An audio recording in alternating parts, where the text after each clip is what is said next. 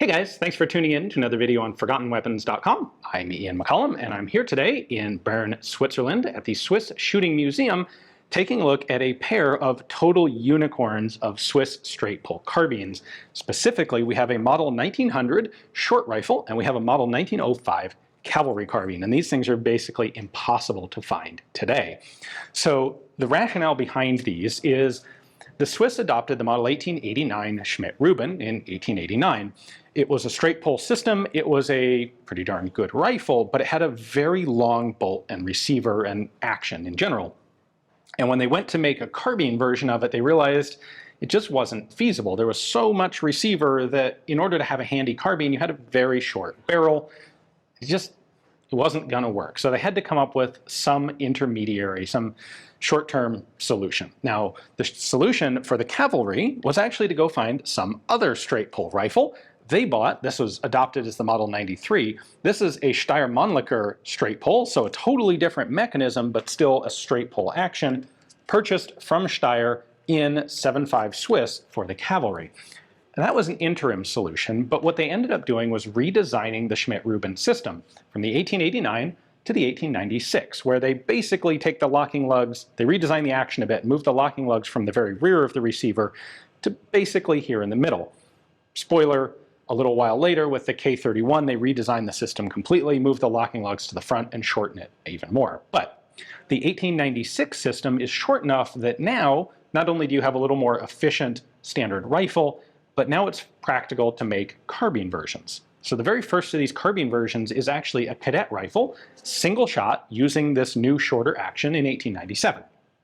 They would then take a couple years to develop a pair of specialized carbines. The first one was the Model 1900 Short Rifle, and this was specifically intended for stationary artillery troops, fortress troops, telegraphers, balloon troops, bicyclists, those sorts of guys. People who needed the ability to fit a bayonet, potentially, so specifically not cavalry, but they also needed a short, handy carbine, because this wasn't intended to be their primary duty, like shooting enemy soldiers. They needed a rifle for self-defense, but something that they could carry relatively easily. So this essentially is just an 1896 rifle action, shortened down a bit, and turned into a carbine. But it has a couple of minor distinctive features that would be upgraded later on. We'll come back to this in a moment.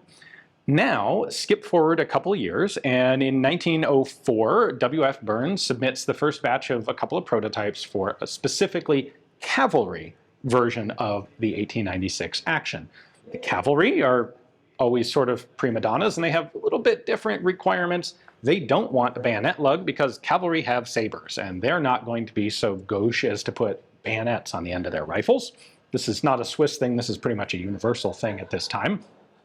So they basically take the end cap from the 1893 Mannlicher pattern, stick it onto an 1886 Schmidt-Rubin design, little change to the rear sight, we'll take a look at that as well, and this becomes the Model 1905 Cavalry Carbine. So let's look at specifically how these differ from the more common patterns.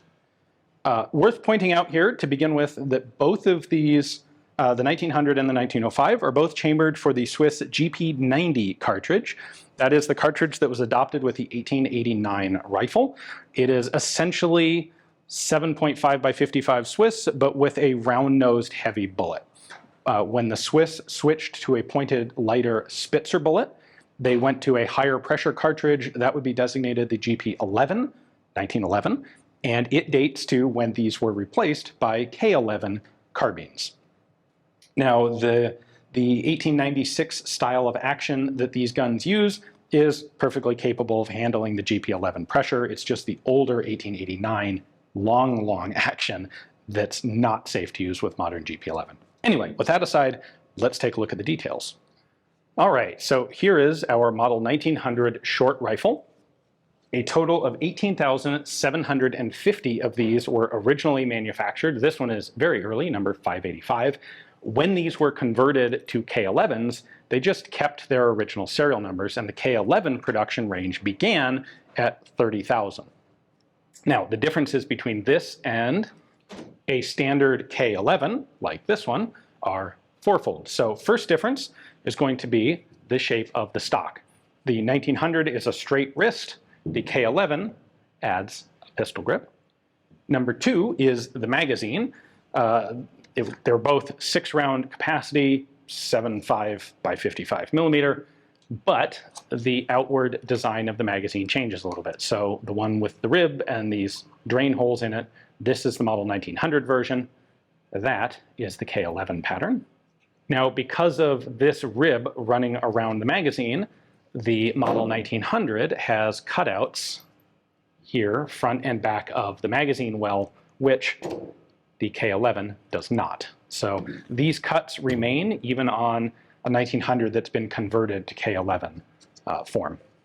Number 3 is the rear sight and handguard configuration. So the model 1900 has the sort of more archaic squeeze this together and raise or lower the leaf, where the K11 gets a much more modern style of rear tangent sight. But they're both gradated. Well, this is graduated from 300 out to 1500, and this only goes up to 1200. And lastly, the muzzle. So the model 1900 has the older, unprotected front sight right up close to the stock. The K11 moves the front sight forward a little bit, makes it more easily adjustable, and gives it these nice protective wings. The 1905 Cavalry Carbine is a little bit more distinctive, largely because of that front sight, but it does have a couple other changes. So the 1905 carbines had a pistol grip stock from the beginning, but for the rear sling attachment, the 1905 Cavalry version has this German style of slot in the buttstock, where the K11 goes to just a sling bar in the buttstock. Similar, but not quite the same. The Cavalry Carbine has a folding rear sight, so it's similar in general style to the sight on the 1900 Short Rifle, but this rear leaf folds up. Well, I suppose you'd rather say it folds down. This is 300 meters, by the way, and there is a battle sight down here for 200. That folding style, by the way, is an element that was also on the 1893 Steyr-Mannlicher carbines used by the cavalry first.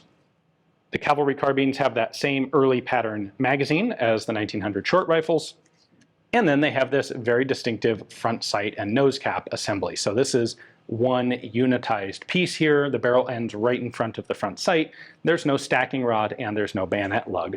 Once again, this is essentially copying the features that were present on the previous interim cavalry rifle, the 1893 Steyr-Mannlichers. It's not exactly the same piece, but it is the same basic design. Now, a total of 7,900 1905 cavalry carbines were manufactured, and because it was a different pattern of rifle from the 1900 short rifle, they both started at serial number 1 and went up to their maximum production. When these guns are being converted into K11s, that presents a dilemma because you have overlapping serial numbers for all of the 1905 cavalry carbines. So what they opt to do is start new production K11s at 30,001, and all of the 1905 cavalry guns, they add a 2 to the beginning of the serial number range. So you remember the 1900 short rifles, they're 18,000 and change made, so it never got to the 20,000 point. By adding a 2 here, we essentially create a new serial number range of converted 1905 cavalries that starts at 20,001 and goes up to 27,900. And then new production K11s start at 30,001. That way, on the K11s, all the guns that now look identical, there are no overlapping duplicate serial numbers. Now, the cavalry carbine is adopted, they start making them, but you fast forward a couple more years and the military administration realizes that it's a little weird to have now 3 different patterns of carbines floating around, and they decide to unify the whole carbine system. And they adopt what is designated the K11. And it's actually very similar to the model 1900 with just a couple of subtle changes, but that becomes the standard carbine pattern for everybody who gets a short version of the rifle. And when they adopt that, they go back and retrofit both the 1900s and the 1905s to match the K11 pattern. And essentially all of these carbines were updated to K11 pattern. So finding them in original configuration like this today is extremely difficult. They're really, really rare guns.